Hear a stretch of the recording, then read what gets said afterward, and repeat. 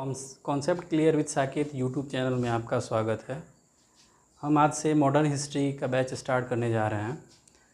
इसमें हम modern history को एकदम बेसिक लेवल से लेकर एडवांस लेवल तक जानेंगे और देखेंगे कि ये हमारा जो सिलसिला है धीरे धीरे आगे बढ़ता रहेगा और एकदम बेसिक से जो इवन अभी तक मॉडर्न हिस्ट्री जिसे अभी तक पता नहीं है वो भी यहाँ मेरे वीडियो से स्टार्ट कर सकता है। और जब वो फाइनल मेरा मॉडर्न हिस्ट्री ख़त्म होगा वो खुद उसको पता चल जाएगा कि उसने मेरे वीडियो के माध्यम से क्या पाया है। तो हम मॉडर्न हिस्ट्री को ऐसे पढ़ाएंगे जैसे एक स्टोरी की तरह हो, मतलब लगेगा नहीं कि हम कोई पढ़ाई यहाँ कर रहे, लगेगा कि हम कोई स्टोरी सुन रहे हैं। एक के बाद एक चीज़ को लिंक करते हुए हम आगे की ओर बढ़ेंगे और नेक्स्ट क्लास में जाने से पहले पिछले क्लास का थोड़ा सा ओवरव्यू हम आप लोगों को बता देंगे ताकि आप लोग उस चीज़ को एक कहानी की तरह रिलेट कर पाइएगा। तो इसी क्रम में हम आज स्टार्ट करते हैं। वैसे तो मॉडर्न हिस्ट्री से पहले आपको मेडिएवल हिस्ट्री और उससे पहले प्राचीन भारत का इतिहास यानी एंशिएंट हिस्ट्री को जानना चाहिए, लेकिन जैसे बिहार बीपीएससी टीआरई में मॉडर्न हिस्ट्री का सबसे ज़्यादा वेटेज रहता है। इवन बीपीएससी नहीं, अन्य भी कोई भी कंपटीशन हो, यूपीएससी हो, एसएससी हो, अगर हिस्ट्री का सिलेबस है उसमें मॉडर्न हिस्ट्री अगर 10 नंबर का आने वाला है तो उसमें 6 से 7 नंबर का मॉडर्न हिस्ट्री आता है। तो इसलिए हम सोचे हैं कि मॉडर्न हिस्ट्री से ही स्टार्ट किया जाए। बाकी हम धीरे धीरे जब मॉडर्न हिस्ट्री ख़त्म हो जाएगा तो हम एंशिएंट मेडिएवल भी हम पढ़ाई करेंगे। तो मॉडर्न हिस्ट्री में तो जैसे कि आप लोगों को पता है एंशिएंट हिस्ट्री हमारी हड़प्पा संस्कृति से स्टार्ट होती है, सिंधु घाटी सभ्यता। तो उसके बाद से ये धीरे धीरे वैदिक, अभी थोड़ा सा ओवरव्यू हम बता देते हैं कि कैसे कैसे ये हम मॉडर्न हिस्ट्री यहाँ तक हम पहुँचे हैं, क्योंकि ये स्टार्ट तो होता है प्राचीन भारत का इतिहास यानी एंशिएंट हिस्ट्री। तो उसका थोड़ा सा ओवरव्यू ले रहे हैं, फिर उससे हम कैसे मध्यकालीन इतिहास में पहुँचे और फिर मध्यकालीन के बाद हम कैसे ये जो आधुनिक भारत का इतिहास है जो हमारा सिलेबस भी है वहाँ पे कैसे हम पहुँचे हैं। तो थोड़ा सा ओवरव्यू ले लेते हैं एंशिएंट हिस्ट्री से। एंशिएंट हिस्ट्री यानी सिंधु घाटी सभ्यता से हमारा स्टार्ट होता है, फिर ये वैदिक काल में शिफ्ट होंगे। फिर वैदिक काल के बाद 16 जनपद जो का दौर रहता है जिसमें मगध एम्पायर को सब पे कब्जा करने के लिए सभी भिड़ते हैं और ये धीरे धीरे ये बढ़ते बढ़ते आगे चला जाता है। तो ये मध्यकालीन का थोड़ा सा पार्ट मैंने ओवरव्यू बता दिया कि आखिर हमें क्या क्या करना है। तो मध्यकालीन के बाद से प्राचीन भारत का इतिहास के बाद से हम पहुँचेंगे मध्यकालीन भारत का इतिहास। ये कहाँ से स्टार्ट होता है मध्यकालीन जब मुस्लिम का आक्रमण भारत पे होता है, जैसे अरब से आते हैं। जैसे सबसे पहले आप अगर देखिएगा मोहम्मद बिन कासिम जो अटैक करता है भारत पे, फिर महमूद गजनवी का अटैक होता है, फिर उसका गुलाम जो कि मोहम्मद गोरी होता है वो आता है, और फिर मोहम्मद गोरी का गुलाम कुतुबुद्दीन ऐबक। तो वहाँ से गुलाम वंश की स्थापना होती है जो कि एक दिल्ली डायनेस्टी का एक क्रम है। दिल्ली सल्तनत में आप लोग देखिएगा कि गुलाम वंश, खिलजी वंश, फिर तुगलक वंश, सैयद वंश और लास्ट में फिर लोधी वंश, ये चारों पांचों का क्रम जो है वो मध्यकालीन इतिहास का एक पार्ट है। तो मध्यकालीन इतिहास में जब दिल्ली सल्तनत को हम पढ़ेंगे, फिर जब लास्ट में जब इब्राहिम लोदी पे अटैक होता है जो कि बुलाया जाता है इन्हीं के रिश्तेदारों द्वारा, इब्राहिम लोदी के रिश्तेदारों द्वारा ये गद्दी से हटाने के लिए और ख़ुद गद्दी को काबिज़ करने के लिए इब्राहिम लोगों के संबंधी ही बाबर को अफ़गानिस्तान से बुलाते हैं। और फिर पानीपत का प्रथम युद्ध स्टार्ट होता है 1526 ईस्वी में।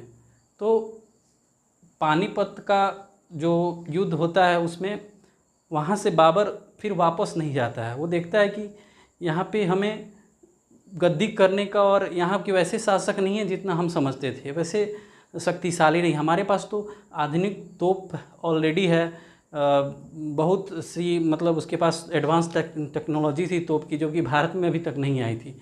तो उसके माध्यम से उसकी छोटी सी सेना, जो दिल्ली डायनेस्टी रहती है, भारत का एक सेंट्रल कह सकते हैं कि वो एक सेंट्रल अभी काबिज़ है जो पूरे भारत को देख रही है, उस पर कुछ ही सैनिकों के थ्रू वो कंट्रोल कर लेता है। तो एक आप लोग पढ़िएगा, उसमें तरह तरह की पद्धति रहती है तोप के द्वारा।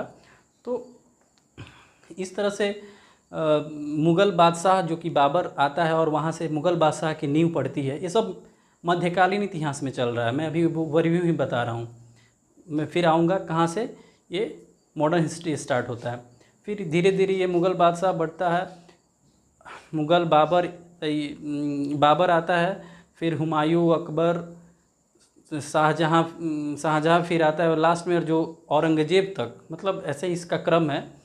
औरंगज़ेब जब 1707 ईस्वी में उसकी मृत्यु हो जाती है, तो फिर उसके बाद जो मुग़ल वंश के शासक होते हैं, जिसे उत्तर मुग़ल काल कहा जाता है, वो लोग उतने मतलब संपन्न नहीं होते हैं। उन लोगों के पास वो बस रईसी करना जानते हैं कि कैसे धन को लुटाया जाए, कैसे रंग बिरंगा कार्यक्रम देखना, इस तरह तरह के रंग बिरंगे शौक़ रहते हैं उनके। तो जिसके चलते वो उनका साम्राज्य धीरे धीरे पतन की ओर चला जाता है।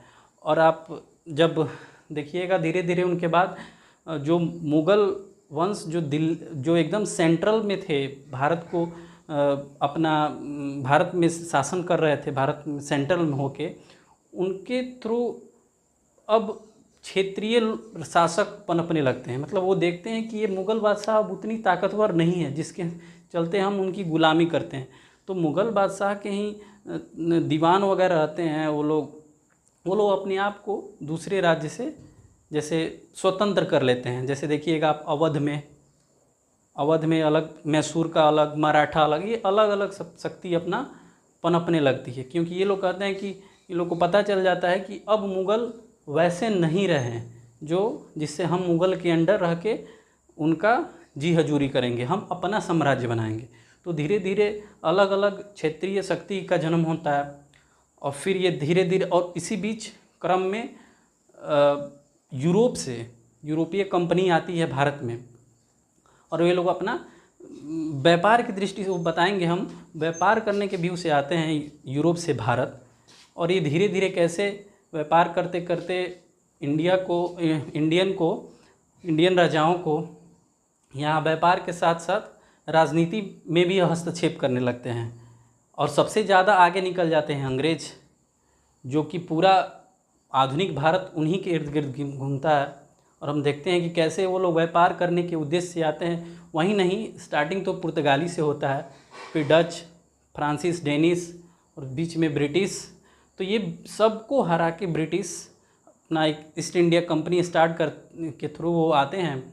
और वो कंपनी ऐसे अपने आप को व्यापार करने के साथ साथ राजनीति में भी इतनी अपने आप को सशक्त कर ले, ये बाकी सभी यूरोपियों, जैसे यूरोप के मैंने बताया पुर्तगाल, डच, डेनिश, फ्रांसीस, इन लोगों को कैसे हरा के खुद चारों उनके क्षेत्र को जीत के बाकी उन लोगों को बस व्यापार में केंद्रित कर लेती है। और अपना जो हस्तक्षेप है वो भारतीय राजाओं से करके उनके साथ, जहाँ वो कमज़ोर पड़ते थे, वहाँ वो भारतीय राजाओं के साथ संधि कर लेते थे। तरह तरह की उन्होंने संधियाँ, जैसे आप लोग आगे पढ़िएगा, सहायक संधि आता है, डॉक्ट्रिन ऑफ लेप्स की तरह भी अलग आता है। तो लॉर्ड डलहौजी जो कि लेके आता है कि कैसे जो भी जिनका संतान नहीं है, आगे बताएंगे कि वो उन राजाओं का, उन राजाओं के व्यक्तिगत की नीति जो कहा जाता है, व्यक्तिगत नीति का सिद्धांत, तो लॉर्ड डलहौजी लेके आता है। और जिन राजाओं के पास कोई अपना संतान नहीं होता है, तो उन राजाओं के क्षेत्र को हड़प लेते हैं। तो ऐसे ऐसे अंग्रेज़ बहुत कूटनीतिक चाल से अपना पैर पसार रहे हैं। कि वो तो आए थे व्यापार करने के लिए, लेकिन भारत की ये दशा देखने की, भारत अपने आप क्षेत्रीय राजा, यहाँ कर्नाटक मैसूर से लड़ रहा है, मैसूर हैदराबाद का निज़ाम, ये लोग आपस में लड़ रहे हैं कि ये मेरा क्षेत्र है, ये मेरा क्षेत्र है। ये लड़ के फिर संधि कर लेते थे और अपना क्षेत्र वापस कर लेते थे। लेकिन अंग्रेज़ उनकी नीति बहुत ही खतरनाक थी। वो जब किसी क्षेत्रीय राजा से जीतते थे, सॉरी हारते थे, तो क्षेत्रीय राजा उनसे संधि कर लेते थे और फिर वो हारने के बाद से वो दोनों अपने अपने क्षेत्र वापस ले लेते। आगे मैं बताऊंगा एक एक चीज़। लेकिन अंग्रेज़ जिस क्षेत्र को जीत गए, जिस राजा क्षेत्रीय राजा से, तो उनकी ज़मीन को वो वापस नहीं करते थे, वो अपने में मिला लेते थे। तो इससे ये पता चल गया था कि उनकी नीति जो थी वो पूरी तरह से धीरे धीरे भारत को अपना उपनिवेश बनाने की थी। तो यहाँ से हम स्टार्ट करते हैं, थोड़ा सा ओवरव्यू हो गया, आगे हम ऐसे ही भी पढ़ेंगे। तो हम देखते हैं कि भारत में यूरोपीय कंपनी का आगमन के पीछे क्या क्या क्या मतलब कारण हो सकते हैं कि ये यूरोपीय कंपनी भारत में क्यों आई है। सबसे पहले ये जानना चाहिए हमको कि ये यूरोपीय कंपनी आखिर यूरोप की है, ये कंपनी यूरोप महाद्वीप की, और ये भारत जो है क्योंकि एशिया में है। तो क्या ऐसी ज़रूरत पड़ी थी कि उनको यूरोप छोड़ के भारत में आना पड़ा था। तो सबसे पहला कारण को हम देखते हैं कि विदेश में, यानी यूरोप कहिए, यूरोप वहीं कि भारतीय वस्तुओं की जो मांग थी वो दिनों दिन बढ़ती जा रही थी। मतलब यहाँ पे भारतीयों, आगे हम बताएंगे कि कैसे मसाला हो गया, काली मिर्च जैसे सब, मतलब बहुत सी ऐसी चीज़ें थी जिसके चलते वो लोग ज़रूरी समझ रहे थे कि अब हम भारतीय वस्तुओं की ज़रूरत पड़ी है और हमें लेके आना चाहिए। तो फर्स्ट कारण ये था। दूसरा कारण ये था कि आगे बताएंगे कि कुस्तुनतुनिया एक रोम का ही एक पूर्वी रोम था, उसकी राजधानी थी कुस्तुनतुनिया। उस पर एक तुर्की का एक पार्ट बाद में जो कि बना था, एक छोटा सा उभरता हुआ पार्ट था, और वो धीरे धीरे उस्मानिया का रूप लेके, और वो उस्मानिया जो था तुर्की वाला, वो कुस्तुनतुनिया पर अधिकार जमाना चाह रहा था। ठीक। तीसरा देखेंगे कि यूरोप में पुनर्जागरण हो गया था। तो यूरोप में पुनर्जागरण कैसे हुआ था वो मैं बताऊंगा आगे, लेकिन एक ये भी कारण था, यूरोप में पुनर्जागरण के कारण लोग तरह तरह के जहाज़, दिशा सूचक यंत्र जैसे तमाम एडवांस टेक्नोलॉजी अब ये लोग के पास आ चुकी थी, जिसके चलते वो सोच रहे थे कि हमें इस टेक्नोलॉजी को यूज़ करके जाना चाहिए, खोजना चाहिए भारत को कि आखिर वो है कहाँ, जो कि जिससे हमें ज़रूरत की लगभग सभी सामान को हम ग्रहण कर सकते हैं। तो ये मेनली ये कारण था। तो हमको ये देखना है कि भारत का संबंध यूरोप से कैसे था। ये सबसे पहले हम देखेंगे कि जो भारत है उसका संबंध यूरोप से कैसे था। हमने मैप के थ्रू, चलिए देखते हैं। यूरोप, देखिए ये है यूरोप, ये है यूरोप, और इंडिया यहाँ है। ठीक। तो देखिए इंडिया से यूरोप जाना है, इंडिया से यूरोप जाना है। ठीक। ये है अपना अरब, भारत यहाँ है, भारत से यूरोप जाना है। तो भारत से यूरोप जाने के लिए देखिए स्थल, ये स्थल मार्ग है। ये क्या क्या हो सकते हैं कि भारत पहले पाकिस्तान गया, यहाँ से पाकिस्तान से होते हुए अफ़गानिस्तान, ईरान, इराक होते हुए, तुर्की होते हुए यहाँ पे यूरोप में पहुँचता है। ठीक। तो भारत यहाँ पे ऐसे, अगर भारत से यूरोप या यूरोप से अगर भारत आना है तो सबसे पहला मार्ग ये है। ठीक। अच्छा, ये देखिए तुर्की, ये तुर्की जो है वो पहले, अभी का तुर्की का क्या कंडीशन है कि तुर्की जो है वो उसकी राजधानी कुछ पार्ट यूरोप में है और कुछ पार्ट ये एशिया वाले रीजन में है। लेकिन उस टाइम तुर्की ये एशिया वाले रीजन में था, लेकिन अभी उसका भौगोलिक कंडीशन ऐसा है कि तुर्की अब एशिया में थोड़ा सा पार्ट उसका टच करता है। तो अभी का पार्ट नहीं, उस टाइम की बात करें तो ये देखते हैं। तो देखते क्या है कि ये देखिए यहाँ पे मैं बता रहा हूँ, ये है एशिया, एशिया में ये है तुर्की, और ये है ये वाला पार्ट, ये है यूरोप। ठीक। इन दोनों के बीच, ये तुर्की और यूरोप के बीच में, इधर ऐसे देखिए, इसको मैं बता रहा हूँ।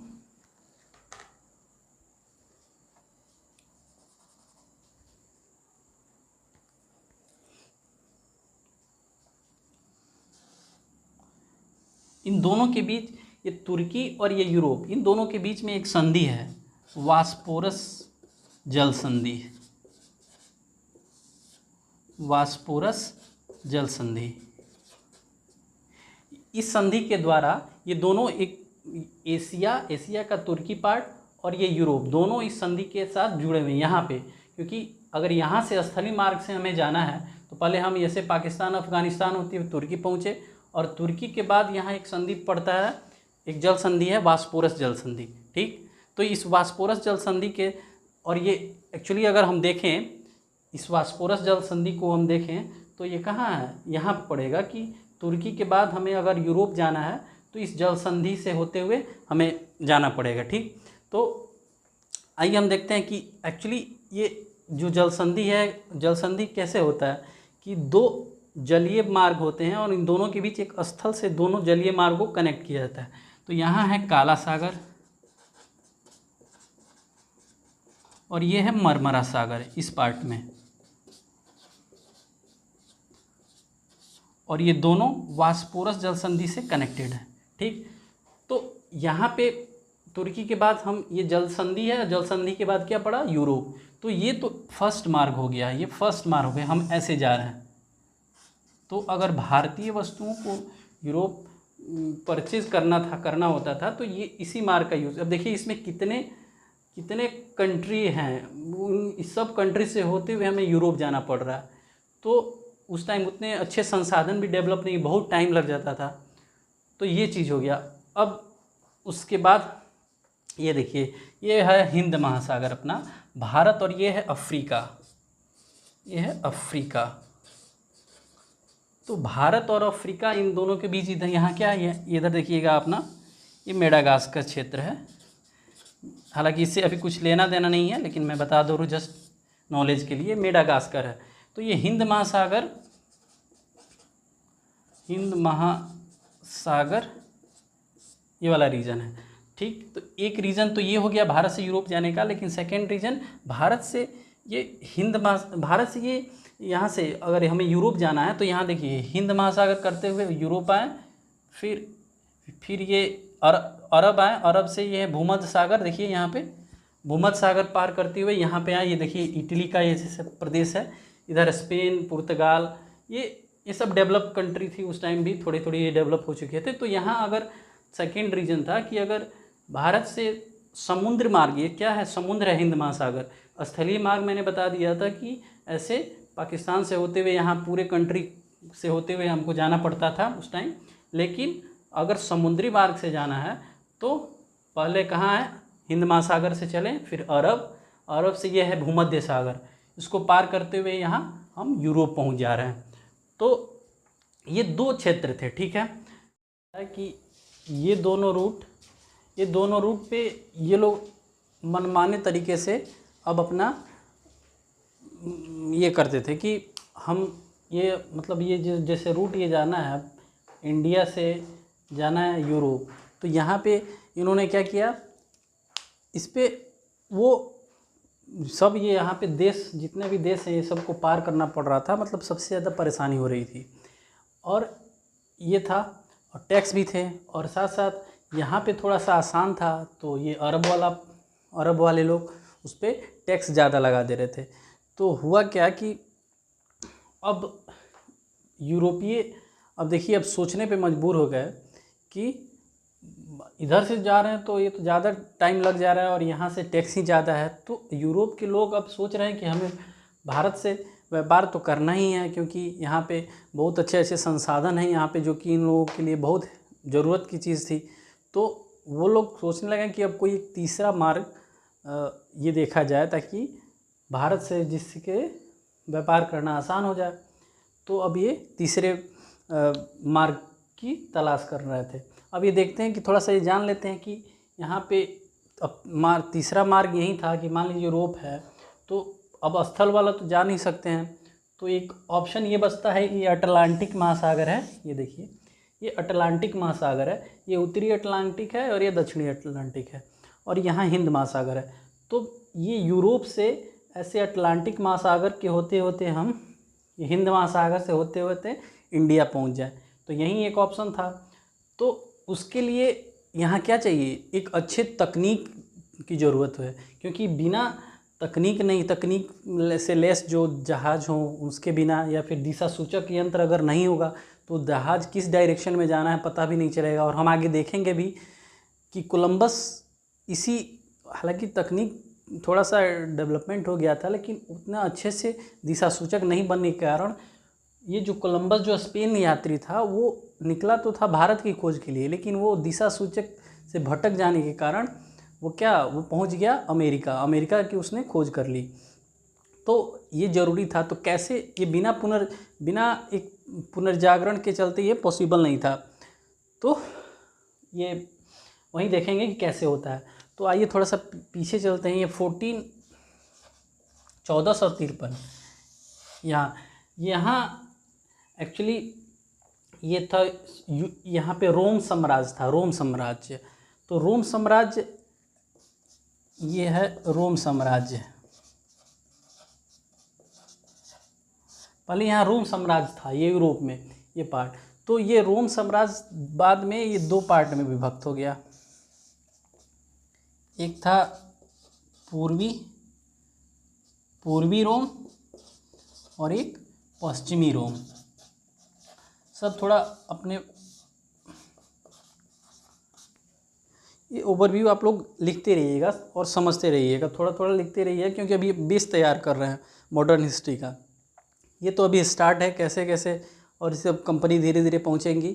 थोड़ा क्लास लंबा चलेगा क्योंकि एकदम डिटेल से हम पढ़ाने की कोशिश कर रहे हैं आपको, जो कि हर मतलब कोई भी बुक्स का क्वेश्चन आप सॉल्व कीजिएगा, जब पढ़ाने के बाद देखिएगा इजीली बन जाएगा, चाहे वो यूपीएससी कहीं क्यों ना हो। तो इसलिए थोड़ा सा टाइम लगेगा बेस बना के, फिर आपको धीरे धीरे वो कैसे गांधीवादी युग आएगा, कैसे क्रांतिकारी युग पढ़ना है, कैसे रूलेट टेट आता है, सविनय हो गया, वो सब वो बाद का टर्म है। वो जब क्रांतिकारी आंदोलन में पहुँचेंगे तब ये, क्योंकि तब वो आएगा। अभी हम स्टार्ट यहीं से कर रहे हैं बेस को, तो इसलिए एक एक चीज़ आप लोग ध्यान से देखते हुए चलिएगा। और वो धीरे धीरे सब हम आज़ादी तक 1947 जब माउंटबेटन योजना बनता है और कैसे भारत आज़ाद होता है, वहाँ तक जाके इंडिया अपना मॉडर्न हिस्ट्री समाप्त होता है। तो वहाँ तक हम लोग पहुँचेंगे, लेकिन वो धीरे धीरे थोड़ा सा एकदम डीपली पढ़ते हुए, ताकि कोई भी क्वेश्चन आए हम इजीली उससे डील करें और इजीली उसको सॉल्व कर लें। इसलिए पूरा वीडियो देखिएगा और वीडियो स्किप मत कीजिएगा, क्योंकि फिर वो समझ में थोड़ा सा आप लोग को नहीं आएगा। तो ये देखते हैं रोम साम्राज्य, पूर्वी रोम और ये पश्चिमी रोम। पश्चिमी रोम की रोम साम्राज्य की राजधानी रोम ही थी, लेकिन पूर्वी रोम की राजधानी कुस्तुनतुनिया थी। क्या थी? कुस्तुनतुनिया। ये मैंने लिख दिया कुस्तुनतुनिया। पूर्वी रोम कौन सा पार्ट है? पूर्व वाला पार्ट यानी इस साइड मतलब ये देखिए यहाँ पे, जो कि तुर्की से जो एशिया का पार्ट है, तुर्की जो लास्ट है उस टाइम, और ये यूरोप में पूर्व में सबसे यहाँ, यानी पूर्वी रोम जो है वो तुर्की से सटा हुआ है। देखिए पूर्वी रोम जो इसकी राजधानी कुस्तुनतुनिया थी, और इसका अभी का नाम क्या है? इस्तांबुल। और इस कुस्तुनतुनिया को अभी इस्तांबुल के नाम से जानते हैं। तो यहाँ पे ये क्या है? इस्तांबुल, ये वाला पार्ट जो तुर्की से सटा है, और ये पश्चिमी रोम की राजधानी रोम। तो हम ये देखते हैं कि ये इस्तांबुल यहाँ है। अब तुर्की में, अच्छा ये वाले जो पूर्वी वाले पार्ट को एक्चुअली एक साम्राज्य के नाम से जानते हैं। आप लोग शायद अभी डिस्कस नहीं किए हैं, तो उसके बारे में हम आपको बता देते हैं। इसको बैजेंतीय साम्राज्य के नाम से जानते हैं। ये पूर्वी रोम में एक्चुअली है, इसको बैजेंतीय साम्राज्य। किसको? ये जो पूर्वी रोम है, ये वाला पार्ट जो कि तुर्की से सटा हुआ है, यूरोप का पूर्वी रोम वाला पार्ट जो तुर्की से सटा हुआ है, इसे बैजेंतीय साम्राज्य के नाम से जानते हैं, बैजेंतीय साम्राज्य। और इसकी राजधानी कुस्तुनतुनिया, और इसे अभी इस्तांबुल के नाम से जानते हैं। तो यहाँ पे बैजेंतीय साम्राज्य, यहाँ पे बैजेंतीय, ये कुस्तुनतुनिया वाला पार्ट बैजेंतीय साम्राज्य है। और ये जो तुर्की का ये पार्ट है, जो सबसे लास्ट पार्ट है, जो यूरोप से सटा हुआ है, वहाँ पे एक साम्राज्य का बाद में उदय होता है, उसको बोलते हैं उस्मानिया साम्राज्य। उसको उस्मानिया साम्राज्य कहते हैं, और ये जो रोम का पूर्वी रोम का पार्ट है उसको बैजेंतिया साम्राज्य कहते हैं। तो ये उस्मानिया साम्राज्य छोटे से क्षेत्र में आते हैं और ये धीरे धीरे अपने आप को बहुत विकसित कर लेते हैं। मतलब उनके पास मतलब ये क्रूर टाइप में कि सबको मार के भगाना, ये सब इनकी ये बन जाती है। तो ये क्या करते हैं, अपने पास के ये पूर्वी रोम को यानी कुस्तुनतुनिया वाले क्षेत्र पे ये अधिकार कर देते हैं, यहाँ के लोगों को भगा देते हैं।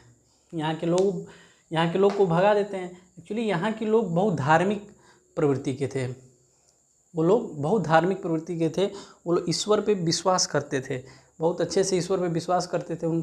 फिर जब ये उस्मानिया साम्राज्य जो कि तुर्की का ये वाला पार्ट है जो सटा हुआ है, इन्होंने जब इस कुस्तुनतुनिया वाले इलाके को कवर कर लिया तो यहाँ के लोग भाग के आ गए इधर, ये यूरोप के, ये स्पेन, पुर्तगाल, इटली, इन सब जगहों पे ये बस गए आगे।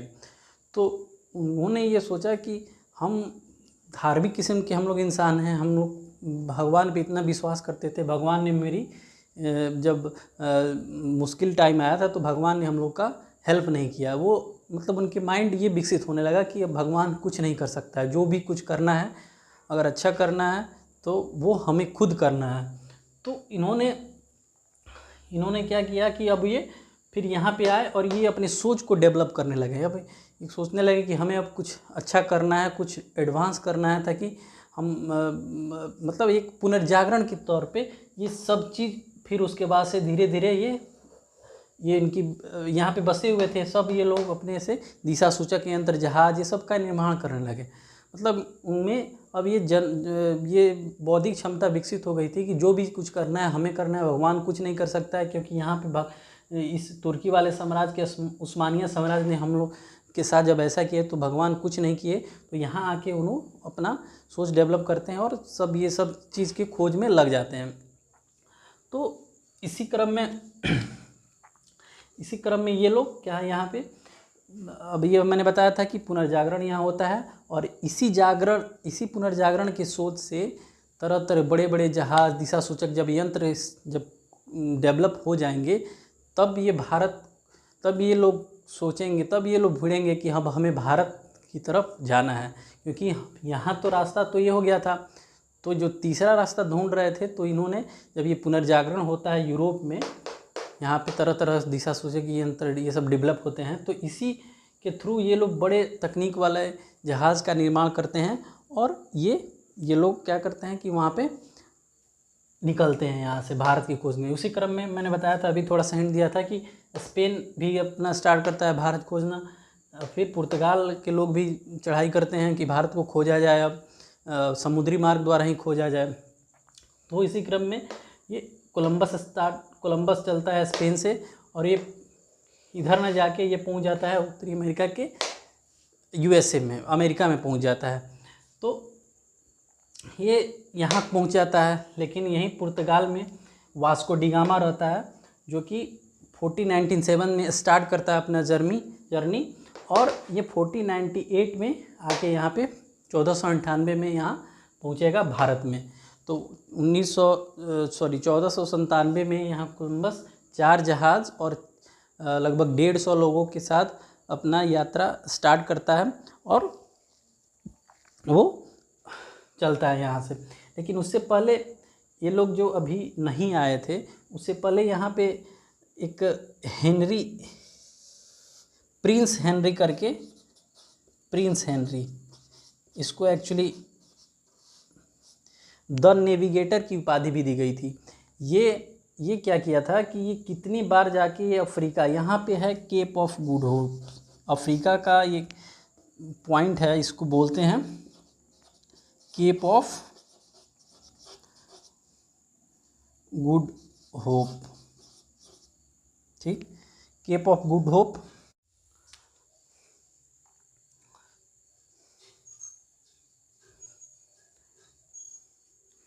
तो ये प्रिंस हेनरी नाम का एक व्यक्ति, ये अफ्रीका महाद्वीप में बहुत बार आ चुका था।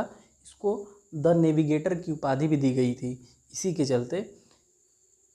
तो फिर इसके बाद आता है एक एक यात्री था बार्थोलोमियो डियाज करके, तो ये यहाँ पहुँचता है अफ्रीका के सबसे दक्षिणी पॉइंट, जिसे केप ऑफ गुड होप के नाम से जानते हैं, वो यहाँ तक आ चुका रहता है बार्थोलोमियो डियाज। तो जब वो यहाँ पे आया हुआ रहता है तो लोगों को यहाँ तक का तो रास्ता पता है, क्योंकि ये ऑलरेडी यहाँ पे यहाँ पे आया होता है बार्थोलोमियो डियाज, आप लोग मेंशन कर लीजिएगा। तो ये यहाँ तक आता है, तो यहाँ तक क्लियर हो गया रहता है रास्ता, क्योंकि यहाँ से आना, यहाँ तक आना। लेकिन अब यहाँ के बाद भारत को हिंद महासागर, मतलब भारत अगर जाना है तो ये यहाँ से हिंद महासागर को क्रॉस करते हुए भारत पहुँचना है। देखिए आपके सामने मैप में सब क्लियर है कि अब अगर भारत पहुँचना है तो कहाँ से जाना पड़ेगा, ये हिंद महासागर क्रॉस करना पड़ेगा। तो इसी क्रम में जब यहाँ से वास्को डी गामा पहुँचता है तो ये तो केप ऑफ गुड होप तक तो आ जाएगा, क्योंकि यहाँ ऑलरेडी दिशा का ज्ञान है लोगों को और वो लोग यहाँ पे पहुँच जाते हैं। फिर इनको एक हेल्प करता है इस हिंद महासागर में। एक्चुअली ये अरब जो होते हैं वो हिंद महासागर का रास्ता इनको अब थोड़ा बहुत पता रहता है, कि वो भारत से व्यापार करते हैं, तो ये हिंद महासागर वो थोड़ा सा उनको नॉलेज रहता है। तो एक अब्दुल मनिक करके रहता है, यहाँ लिख देते हैं अब्दुल मनिक। तो यहाँ से उन लोगों को, किनको, पुर्तगालियों को अब्दुल मनिक से भेंट मुलाकात होती है, जो कि अरब का यात्री होता है। तो वो बताता है पुर्तगालियों को कि कैसे इस केप ऑफ गुड होप से हिंद महासागर के रास्ते से हमें यहाँ भारत पहुँचना है। कौन बताता है? ये अब्दुल मनिक। किसको? वास्को डी गामा, जो कि यहाँ पे ऑलरेडी आ चुका है।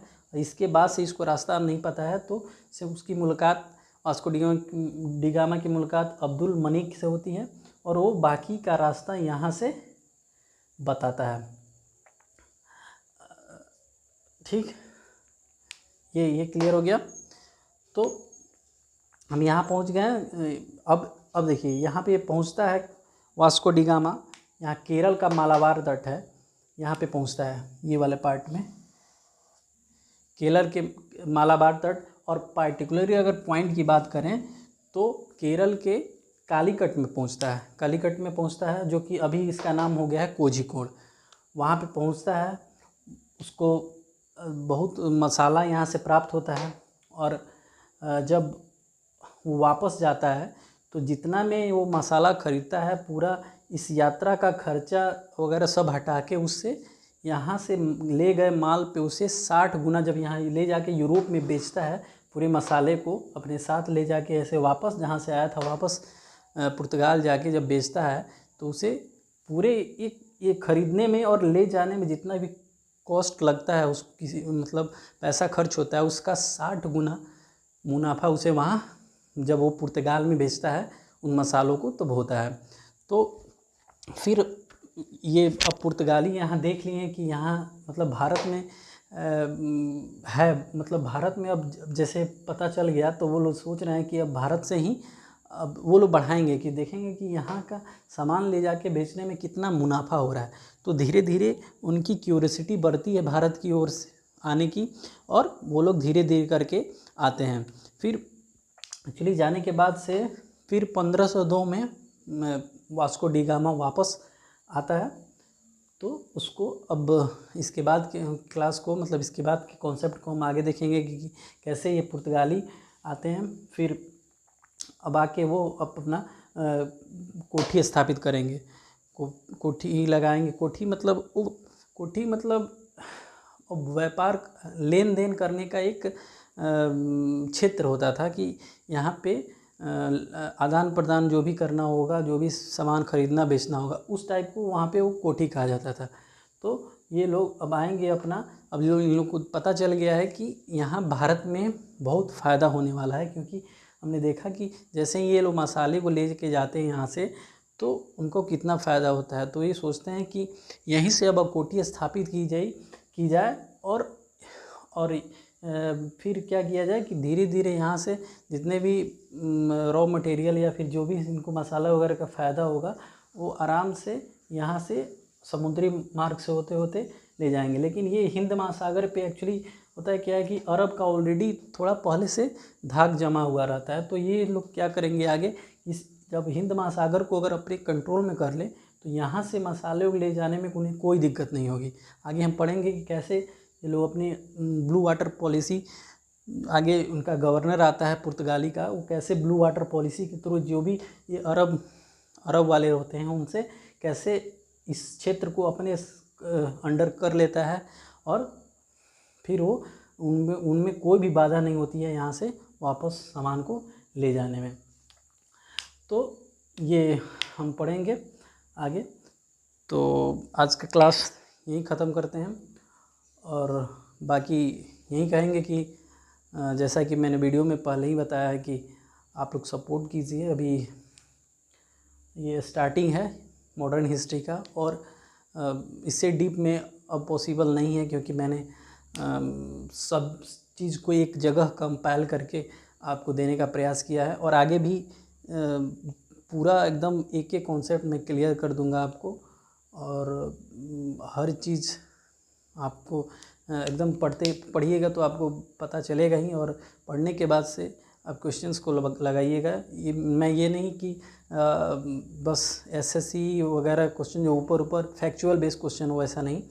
फैक्चुअल के साथ साथ आप यूपीएससी जो प्री है या बीपीएससी या स्टेट पीसीएस कोई भी क्वेश्चन जो ये मॉडर्न हिस्ट्री का आएगा, जब टॉपिक ख़त्म हो जाएगा उसको बना के देखिएगा, वो कितना भी डीप पूछा होगा इतना इसके जो मैं पढ़ाऊँगा उसके बाहर नहीं जाएगा। ये मेरी तरफ से 100% श्योरिटी है। हाँ, एक दो तीन क्वेश्चन वो एक्सेप्शन होते हैं जो कि बस टाइम कंज्यूम के लिए आते हैं, बच्चों का टाइम किल करने के लिए, तो उसको छोड़ के बाकी कोई क्वेश्चन ऑलमोस्ट क्वेश्चन सॉल्व हो जाएंगे। तो यही है कि सपोर्ट करते रहिए, वीडियो को शेयर कीजिए ताकि मेरा भी कॉन्फिडेंस बढ़े। और एक ज़रूर कहूँगा एक बात कि कमेंट ज़रूर कीजिएगा, क्योंकि मुझे जानना है कि एक्चुअली आप लोग को मेरा पढ़ाना पसंद आ रहा है या नहीं, क्योंकि उसी से फिर मनोबल बढ़ेगा, और मैं इसका नेक्स्ट पार्ट लेके आऊँगा और ट्राई करूँगा कि रोज़ एक वीडियो ला दूँ, और धीरे धीरे आपका कोर्स बढ़ता चले। और तो ये चीज़ ज़रूर कीजिएगा, शेयर कीजिएगा इसको और दोस्तों में, कि मेरा भी कॉन्फिडेंस बढ़ेगा। और कमेंट कीजिएगा कि हाँ, पढ़ाने का तरीका सही लगा कि नहीं, या फिर मुझे और क्या इसमें चेंजिंग करना पड़ेगा, ताकि मैं अगले वीडियो में उस चीज़ को सुधार लाऊं और आप लोग के सामने वो रखूं। फिर कमेंट ज़रूर कीजिएगा। Thank you.